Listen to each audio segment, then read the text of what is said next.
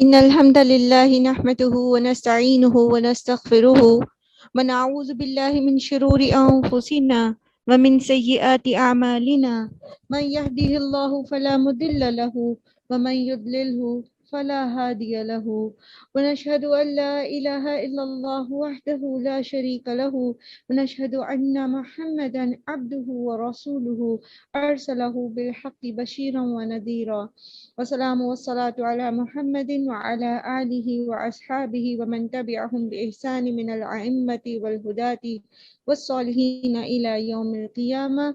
أما بعد فإن خير الحديث كتاب الله وخير الحدي حدي محمد صلى الله عليه وسلم وشر الأمور محدثاتها وكل محدثة بدعة وكل بدعة ضلالة وكل ضلالة في النار. رب اشرح لي صدري ويسر لي أمري واحلل عقدة من لساني يفقهوا قولي. ربنا زدنا علما ربنا زدنا علما ربنا زدنا علما. السلام علیکم ورحمۃ اللہ وبرکاتہ. لیسن ہے ہمارا کل ہم نے غالباً آیت نمبر 11 تک پڑھا تھا، 12 تک پڑھ لیا تھا.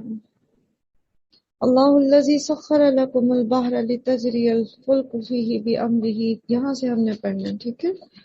آیت نمبر 12 سے. اعوذ باللہ من الشیطان الرجیم، بسم اللہ الرحمن الرحیم. اللہ الذی سخر لکم البحر لتجری الفلک فیہ بامرہ ولتبتغوا من فضلہ ولعلکم تشکرون.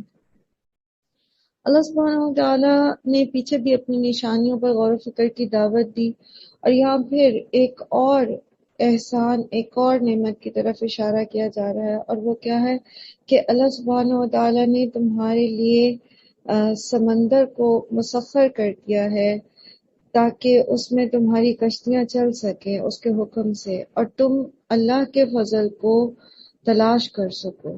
یعنی رزق کے لیے جو تجارت کرتے تھے، ان کی تجارت کا ایک بڑا جو حصہ تھا وہ شام اور اس طرف کے علاقوں کا، تو وہ بحری سفر تھا. اس سفر میں اس دور میں چونکہ بادبانی کشتیاں چلتی تھیں اور وہ صرف ہوا کے زور پر جو ہے وہ چلتی ہیں.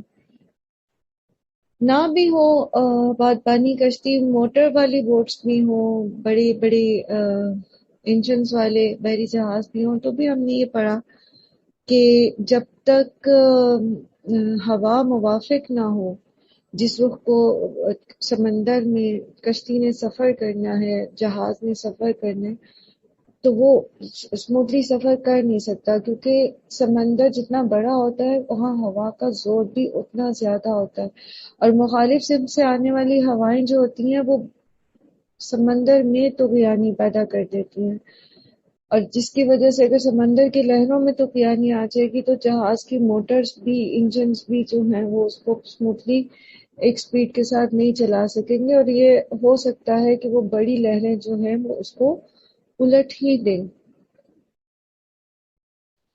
تو اللہ سبحانہ تعالیٰ یہاں پھر سے ایک جو ڈیلی بیسس پہ جس چیز سے ان کا واسطہ پڑتے سے کل بھی ہم بات کر رہے تھے نا، کہ ان کے پاس تو کوئی ٹیلیسکوپس نہیں تھی، ان کے پاس تو کوئی ایسے ذرائع نہیں تھے کہ وہ زمین کھود کے اس کے اندر کی وہ ساری جائزے لیتے جو اللہ نے ان کے لیے زمین کو مسخر کیا، جو آسمان میں اللہ تعالیٰ نے کائنات ساری بنائی، تو ان کے پاس تو ایسے ذرائع نہیں تھے.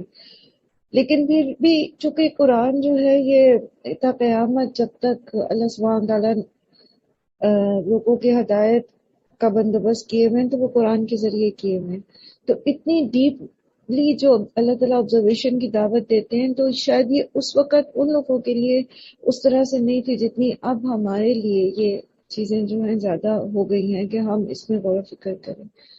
بہرحال اس وقت ان کو ان کی ڈیلی مثالوں سے بھی اللہ تعالیٰ نے سمجھایا، جیسے یہاں سمندر میں سفر کی مثال ہے، لعلکم تشکرون، تاکہ تم شکر ادا کرو. اور یہاں پر شکر سے مراد کیا ہے؟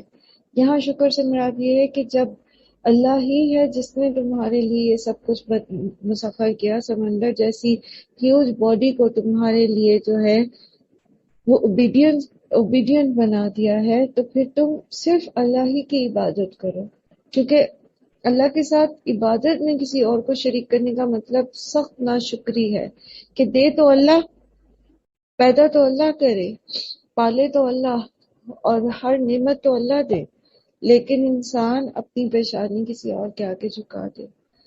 تو اس لیے یہاں پر کہا گیا لعلکم تشکرون، تاکہ تم صرف اللہ ہی کی عبادت کرو، اس کے ساتھ کسی اور کو شریک کر کے نہ شکری نہ کرو۔ وَسَخَّرَ، اور اس نے مسخر کیا، لکم تمہارے لیے، ما فی السماوات و ما فی الارض جمیعا منہ، سب کچھ جو کچھ آسمان اور زمین میں ہے، سب کچھ اپنی طرف سے تمہارے لیے مسخر کر دیا۔ ان فی ذلک لآیات لقوم یتفکرون، اور بے شک اس میں نشانیاں ہیں اس قوم کے لیے جو غور و فکر کرتی ہے۔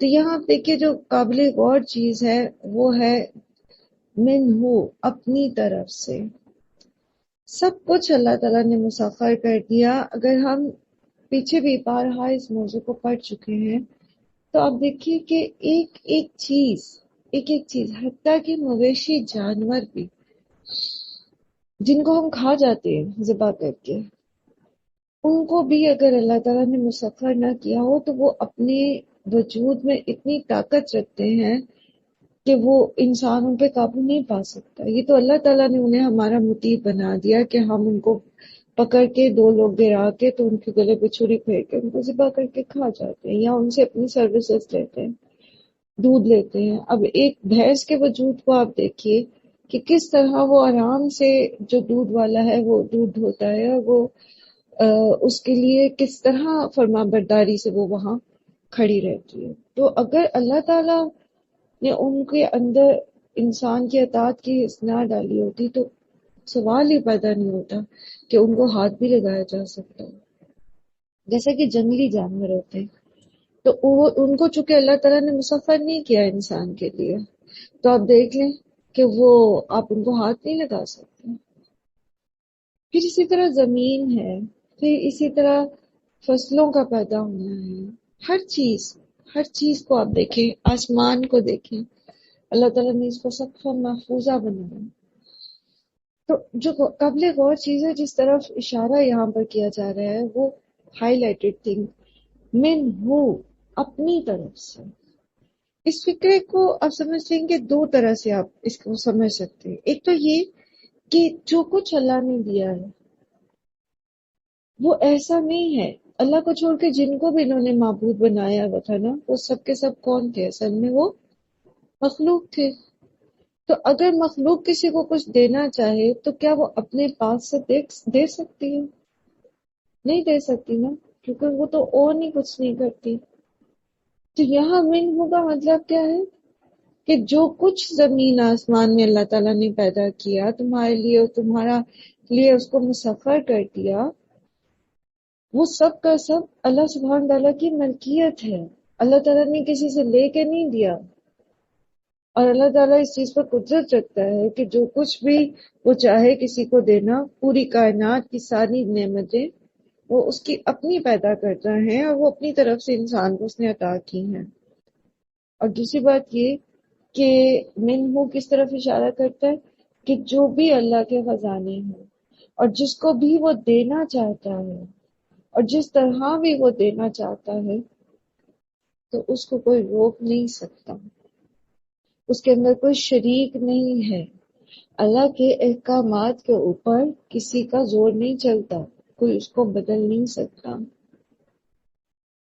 سبحان اللہ، یہ کلام ایسا ہے کہ انسان اس کے اندر غور و فکر کرے تو وہ اپنے رب کو ایسا پہچان لے کہ وہ پھر کبھی کسی کو اس کے ساتھ شریک نہ کرے۔ ان فی ذلک لآیات لقوم یتفکرون، بے شک اس میں نشانیاں ہیں ان کے لیے جو غور و فکر کرتے ہیں۔ پھر ایک دفعہ غور و فکر کی طرف انسان کو رغبت دلائی گئی اور بتایا گیا کہ یہ باتیں سمجھ انہیں ہی آئیں گی جو تدبر کرتے ہیں۔ اب آپ دیکھیے کہ ہم کتنی دفعہ ان آیات کو پڑھ چکے ہیں، اب سے جب سے ہم نے قرآن مجید کا ناظرہ پڑھنا سیکھا بچپن سے، لیکن وہ لفظ غور کر کے کس طرح سے قرآن پاک کا جو ایک اس کا قرآن المبین ہونا ہے کہ واضح ہے، ایک ایک بات کو ایکسپلین کرتا ہے بہت خوبصورتی سے، تو کتنے اچھے سے ہمارے سامنے چیزیں جو ہیں وہ واضح ہوتی ہیں. لیکن اگر ہم غور و فکر نہیں کرتے، تدبر نہیں کرتے قرآن کے الفاظ میں، کائنات کے نظام میں، تو پھر یہ لطافت جو ہے یہ ہم نہیں پا سکتے.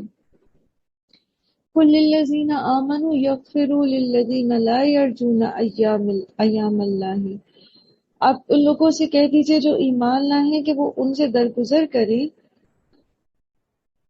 جو امید نہیں رکھتے اللہ کے دنوں کی. ایام اللہ سے مراد کیا ہوتا ہے؟ ایام اللہ سے مراد ہوتا ہے وہ خاص دن جن میں یا تو پچھلے دور میں کسی قوموں پر عذاب آیا ہو، یا پھر یہ کہ کوئی بڑا کام ہوا ہو اللہ سبحانہ تعالیٰ کی طرف سے کسی کے لیے اس دن میں کوئی بڑا کام ہوا ہو. یعنی جو دن ایک تو عام دن ہوتے نا، ایام اللہ کہا جاتا ہے ان دنوں کو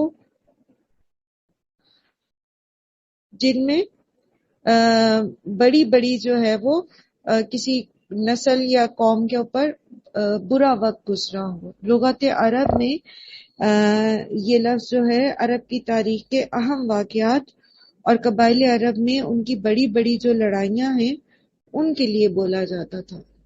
ٹھیک ہے،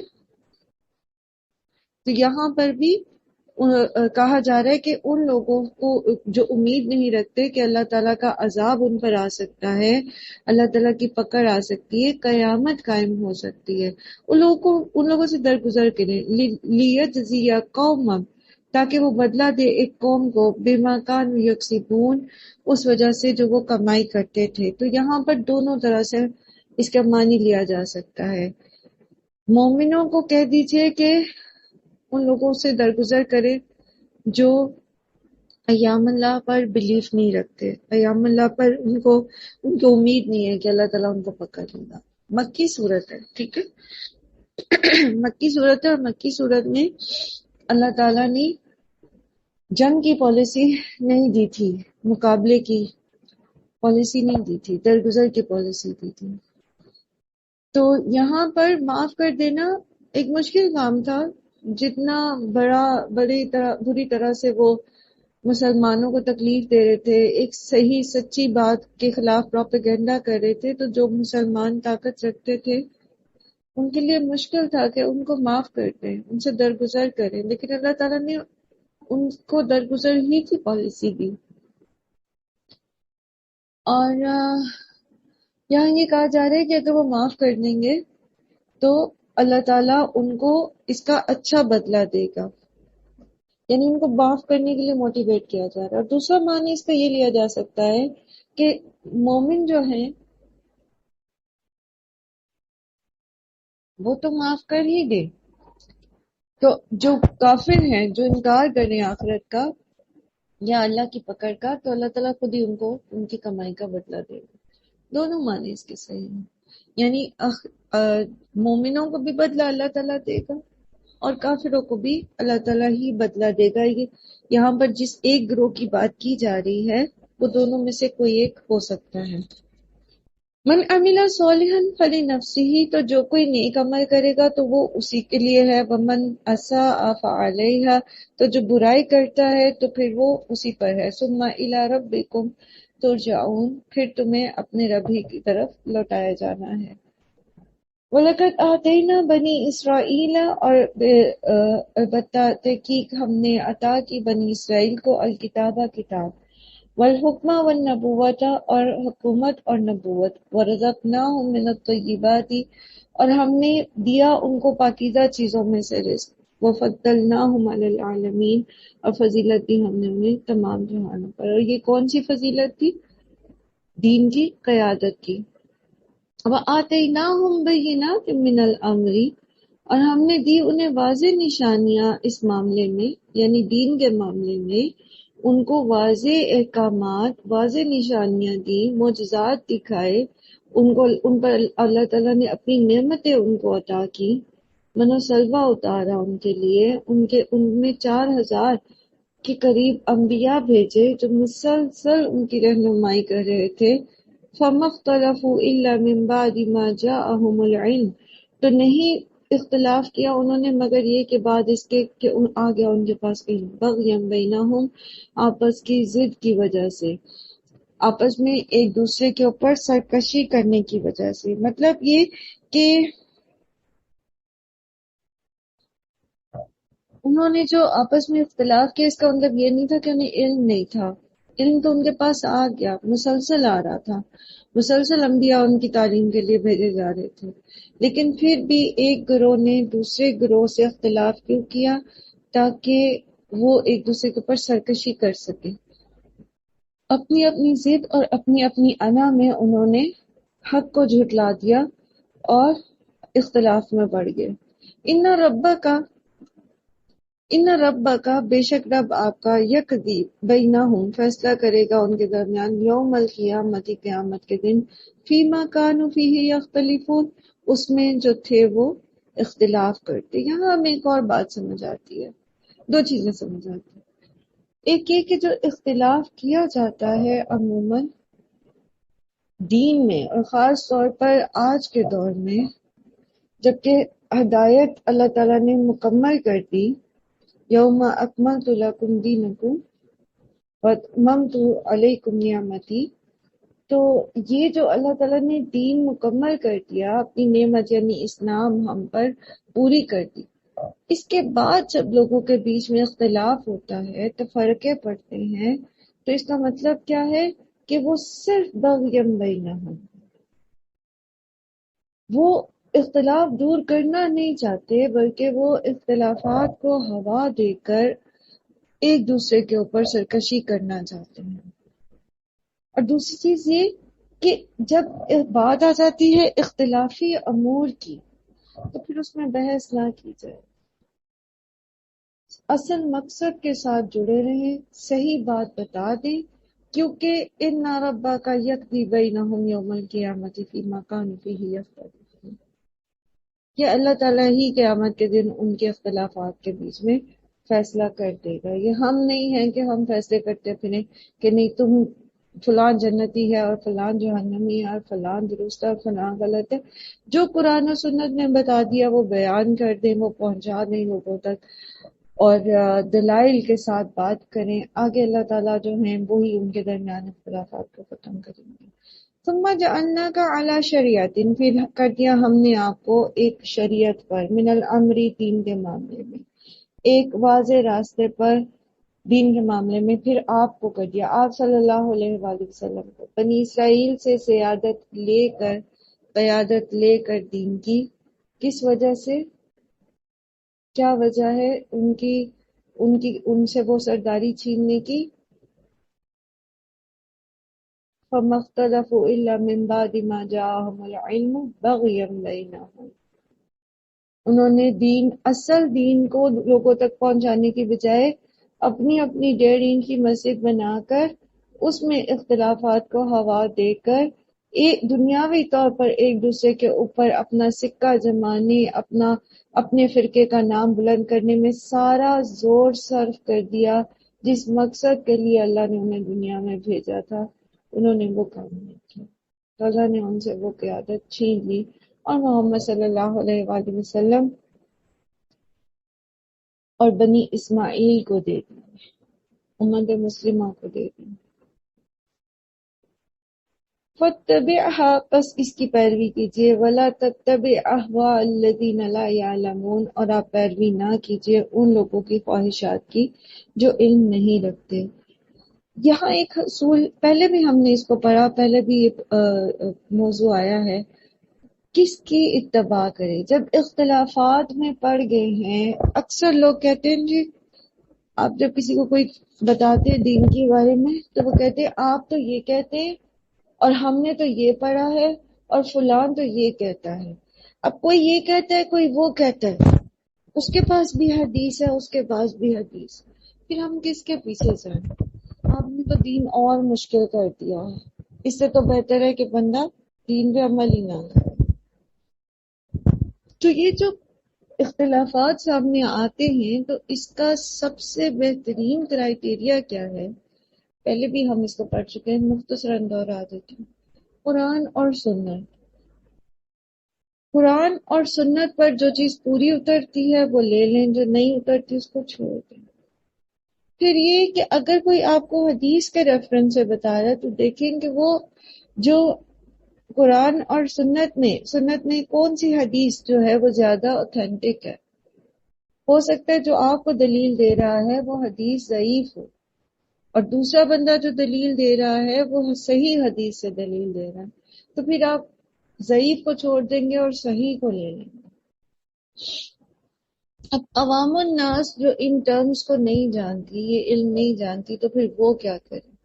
وہ پھر یہ دیکھے کہ جو شخص انہیں دین کی طرف بلا رہا ہے وہ انہیں کس سے جوڑ رہا ہے. اللہ سے جوڑ رہا ہے، اللہ کی کتاب سے جوڑ رہا ہے، یا اپنے کسی بڑے سے ان کو جوڑ رہا ہے، اس کے قصے کہانیاں سنا رہا ہے، اس کی طرف جو ہے اللہ کو چھوڑ کر کسی اور کو وہ جو ہے وہ محبت کا مرکز بنائے ہوئے. یہ چھوٹے چھوٹے کرائٹیریاز ہیں جس کو سامنے رکھ کے ہم صحیح دین کو فالو کر سکتے ہیں، کیونکہ اللہ تعالیٰ نے صاف کہہ دیا وَلَا تَتَّبِعْ أَهْوَاءَ الَّذِينَ لَا يَعْلَمُونَ. جن کے پاس اوتھینٹک علم نہیں ہے، جن کا سورس آف نالج قرآن نہیں ہے، جن کا سورس آف نالج محض قصے کہانیوں کی کتابیں ہیں جو نسل در نسل ایک سے دوسری گدی والے کو ملتی چلی جا رہی ہیں، اور ان کے اندر کوئی دلیل نہیں ہے، کوئی شرعی دلیل نہیں ہے، تو ان کے پیچھے نہ چلیں، ان کے پیچھے نہ چلیں. کیوں؟ کیونکہ جس کے پاس علم نہیں ہوتا اور محض اپنے فلسفوں کے ساتھ رہنمائی کر رہا ہے تو عین ممکن ہے کہ اس کا فلسفہ غلط نکل آئے، غلط ثابت ہو جائے. تو کیا کرے گا انسان جب ساری زندگی وہ غلط باتوں پہ چلتا رہا اور پھر موت کے فرشتے کے ساتھ اس کو پتا چلے کہ یہ جس فلسفے پہ میں چلتا رہا یہ تو غلط تھی. تو سیف سائڈ کیا ہے کہ ان کے پیچھے چلیں جن کے پاس اوتھینٹک نالج ہے.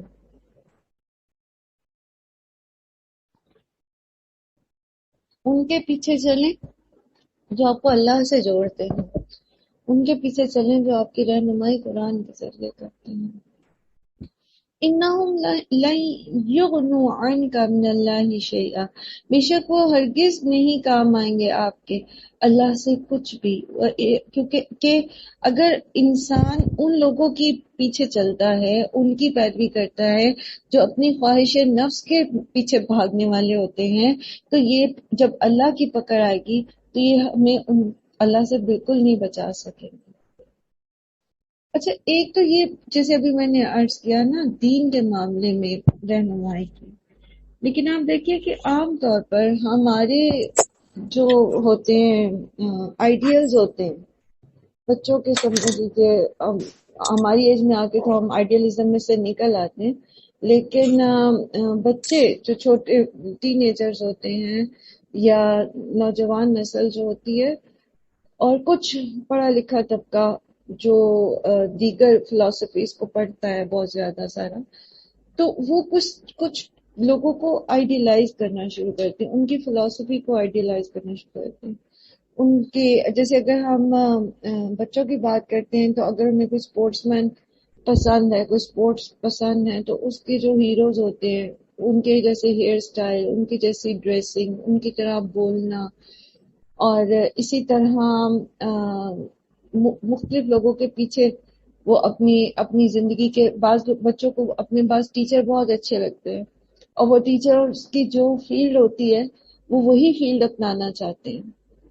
تو یہاں بھی ایک چیز، اگر ہم دین کو نہیں بھی دیکھتے، ہم صرف دنیا کو دیکھتے ہیں، دنیاوی طور پر ہم اپنا دیکھیں گے، ہم نے دنیاوی طور پر بھی لائف سٹائل اپنا کیسا رکھنا ہے، یا دنیاوی طور پر بھی ہمیں کس طرح سے کس کے پیچھے چلنا ہے. مطلب ایون اگر آپ سبجیکٹ ڈیسائیڈ کر رہے ہیں اپنے بچے کو پڑھانے کے لیے، تب بھی آپ کس کو فالو کریں گے؟ تو وَلَا تَتَّبِعْ أَهْوَاءَ الَّذِينَ لَا يَعْلَمُونَ، ان کے پیچھے نہ چلیں جو خواہش نفس کے پیچھے چلتے ہیں. مشورہ ان سے کریں جو آپ کو دین اور اللہ کی رضا کی روشنی میں گائیڈ کریں کہ آپ کو کون سا فیلڈ چننا چاہیے.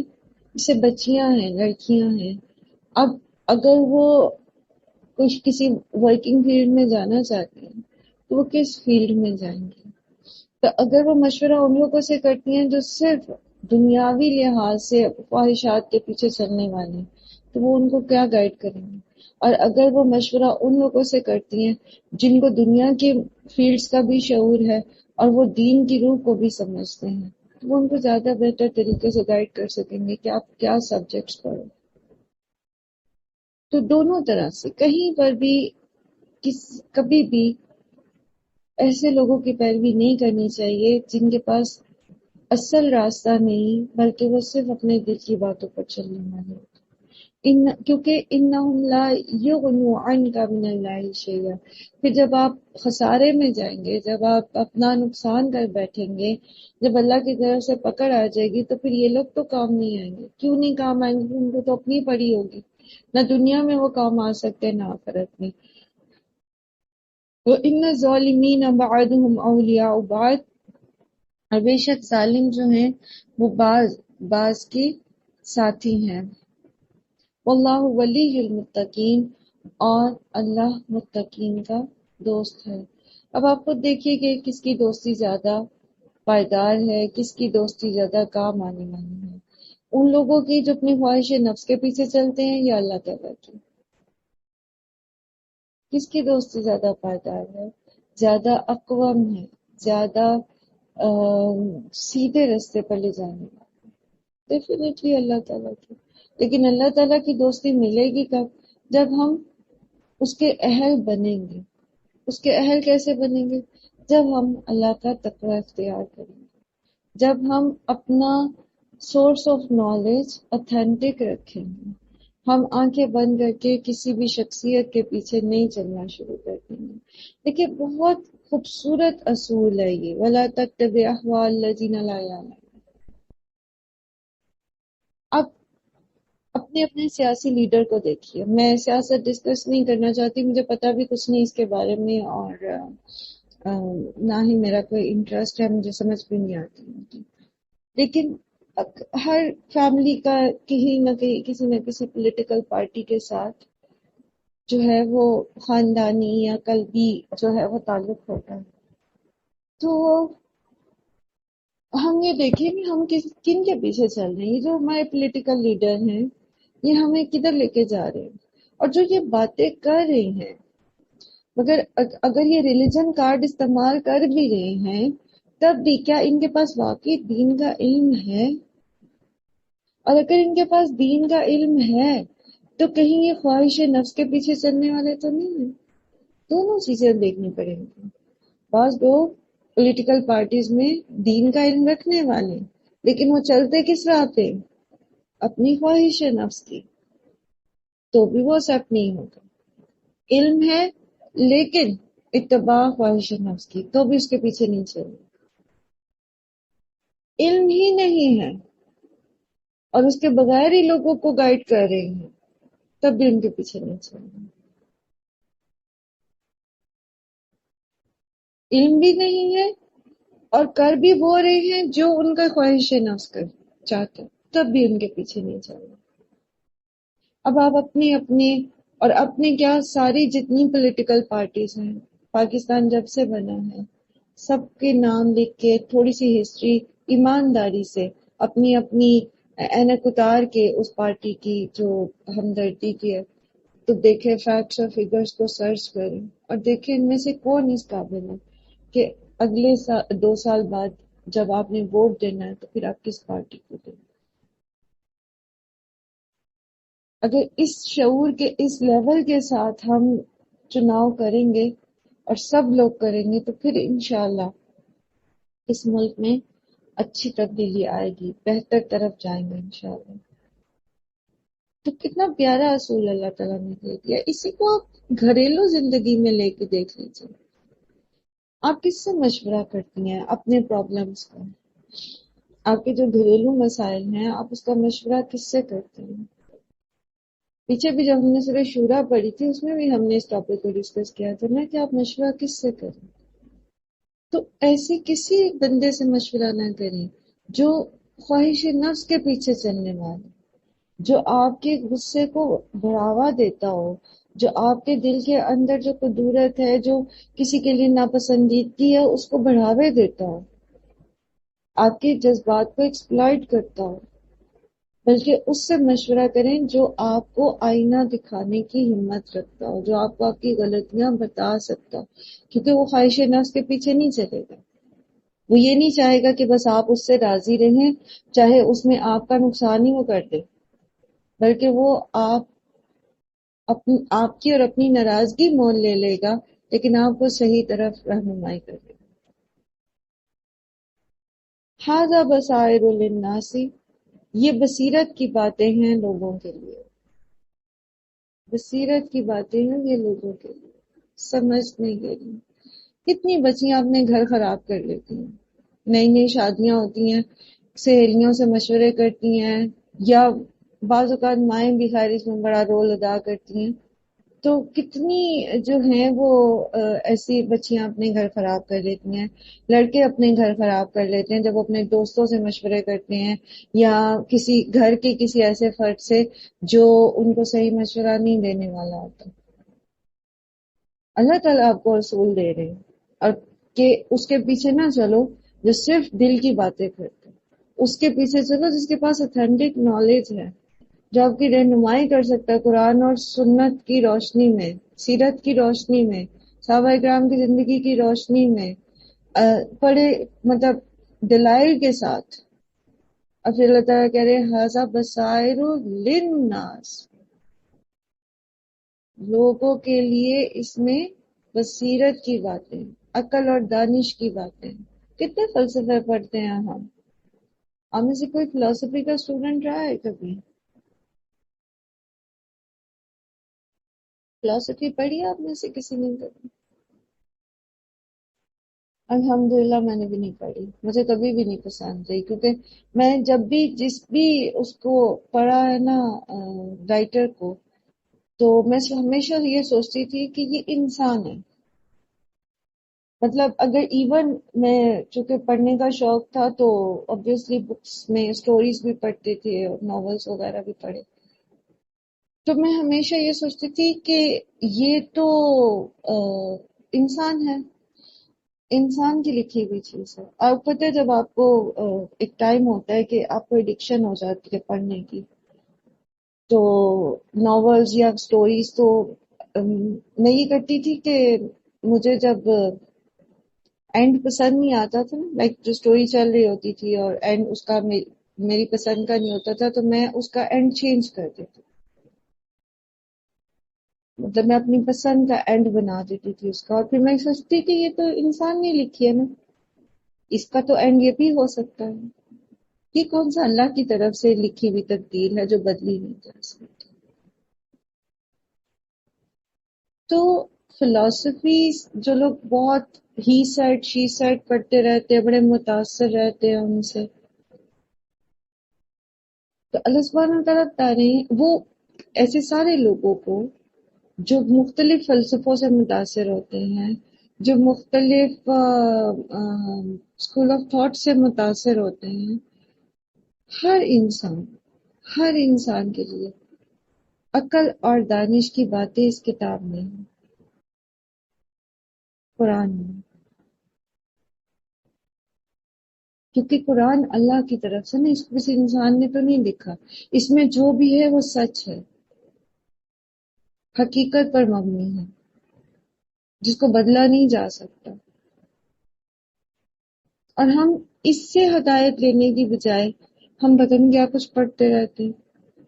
ابھی ریسنٹلی مجھے اتفاق ہوا تھا، میں نے ذکر بھی کیا تھا غالباً کسی اور کلاس میں بھی، اشفاق احمد کو پڑھتی ہوں میں، اچھا لکھتے ہیں، اچھی باتیں کرتے تھے، لیکن ان کا رجحان صوفیزم کی طرف بہت زیادہ. تو ان کے ڈیتھ کے بعد بانو قدسیہ نے جو ہے وہ جو ان کی وائف تھی، انہوں نے ان کی ڈائریز کو کمپائل کر کے ایک اچھی موٹی کتاب جو ہے وہ پبلش کرائی، جس کا نام بابا صاحب بات ہے. وہ کسی نے مجھے گفٹ کی تو میں وہ پڑھ رہی تھی.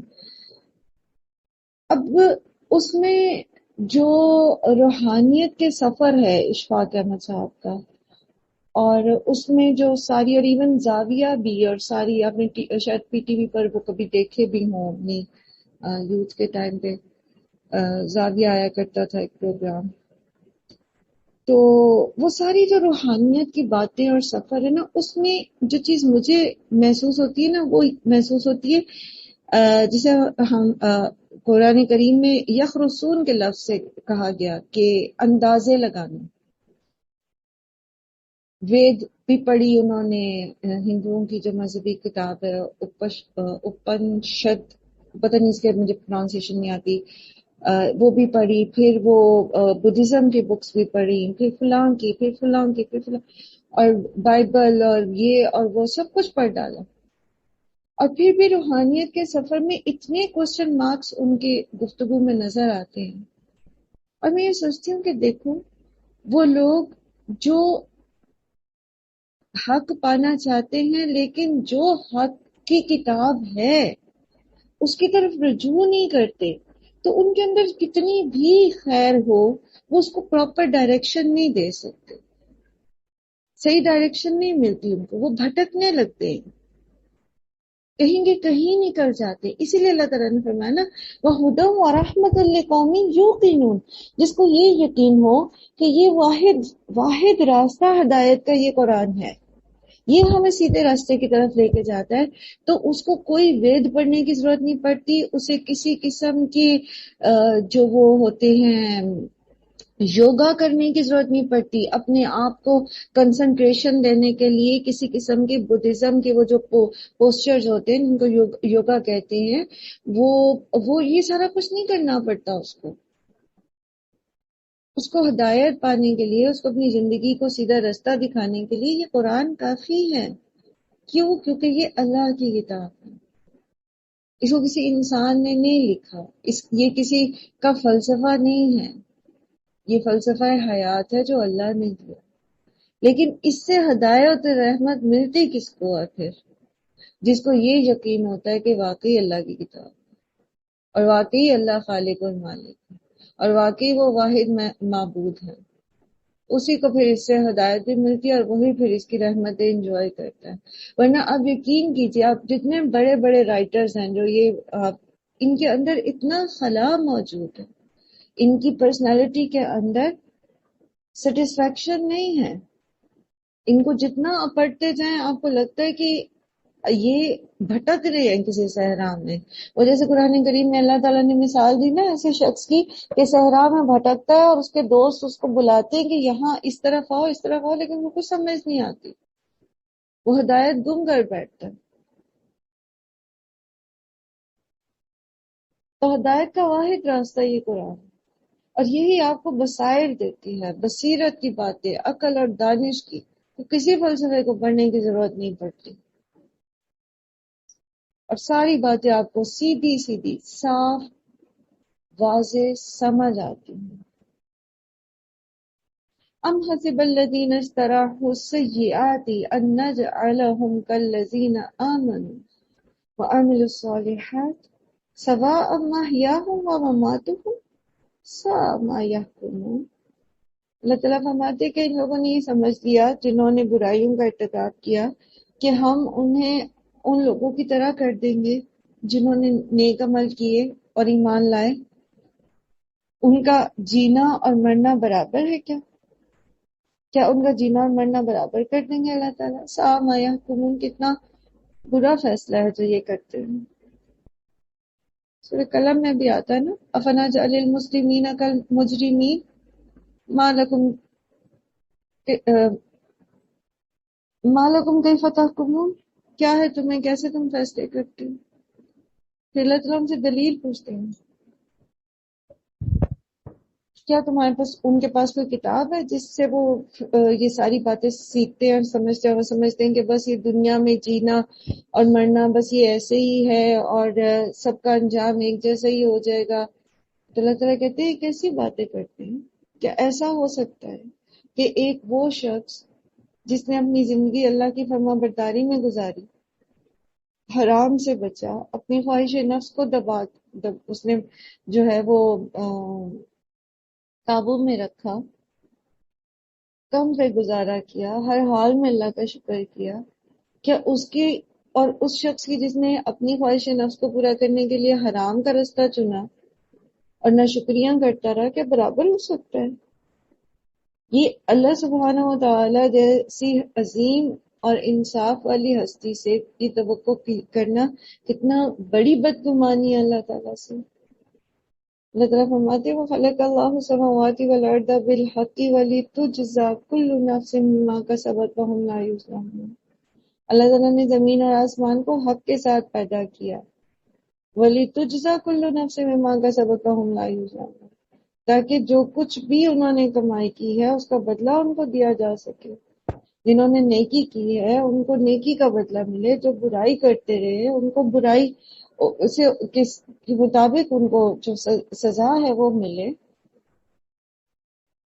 پیچھے بھی ہم اس موضوع کو تفصیل سے پڑھ چکے ہیں نا کہ قیامت قائم ہونا کیوں ناگزیر ہے، کیوں لازم ہے، کیونکہ اللہ سبحانہ و تعالی جیسی عظیم ہستی جس نے ایسی بڑی کائنات تخلیق کی، کیا وہ ایسے ہی بنا دی؟ بلکہ اللہ تعالی نے یہ سب کیوں بنایا؟ تاکہ اس امتحان گاہ میں سے جو کوئی نکلے تو وہ پھر اپنے اپنے امتحان کے مطابق اپنی اپنی ذمہ داریوں کے مطابق وہ جو اس نے عمل کیا اس کا بدلہ بھی پائے، رزلٹ بھی نکلے۔ ایک چھوٹے بچے سے بھی آپ پوچھیں نا کہ اگر آپ کو یہ پتا ہو کہ آپ کا کچھ پیپر ہے یا ٹیسٹ ہے تو نہ ٹیچر نے چیک کرنا ہے، نہ اس کی رپورٹ بننی ہے، نہ وہ گھر جانا ہے، نہ پیرنٹس نے دیکھنا ہے، نہ اس پہ کوئی انعام ملنا ہے، تو کیا آپ اس کی تیاری کریں گے؟ تو چھوٹے بچے بھی کہتے ہیں نہیں جی پھر تو ہم نہیں پڑھیں گے، جب پتہ ٹیچر نے سننا ہی نہیں، جب پتہ اس کا نتیجہ ہی کوئی نہیں نکلنا اس پیپر کا، یہ چیک ہی نہیں ہونے۔ تو ایک یہ کامن سینس کی بات ان لوگوں کو سمجھ نہیں آتی جو یہ کہتے ہیں کہ کوئی آخرت نہیں ہے اور یہ دنیا بس ایسے ہی بن گئی اور ایسے ہی ختم ہو جانی، تو پھر کون سا انسان ایسا ہے جو ایک ایسی دنیا میں جس کا کوئی انجام نہیں ہے خوش نہ رہنا چاہے، اپنی خواہش نفس کو پورا نہ کرنا چاہے؟ پھر تو وہ جانوروں کی طرح جو چاہے کرے، پھر تو اس کو کسی کا ڈر نہ ہو، پھر تو اسے کسی نتیجے کا انتظار نہ ہو۔ تو یہ کامن سینس کی بات ہے کہ قیامت آنا، آخرت کا دن آنا، بدلہ دیا جانا، اور پھر اعمال کے مطابق بدلہ دیا جانا۔ ایسا بھی نہیں کہ قیامت آئے گی جیسے ان کا بعض ان میں سے بعض کے کیا نظریہ تھا کہ ٹھیک ہے اگر قیامت آ بھی گئی تب بھی اللہ تعالیٰ ہمیں ایسے ہی نوازیں گے جیسے اس دنیا میں نواز رکھا ہے، تو بھی یہ بھی غلط ہے نا، کیونکہ یہ بھی انصاف کے تقاضوں کے خلاف ہے۔ ایسا بھی نہیں ہوگا، ہم لا یظلمون۔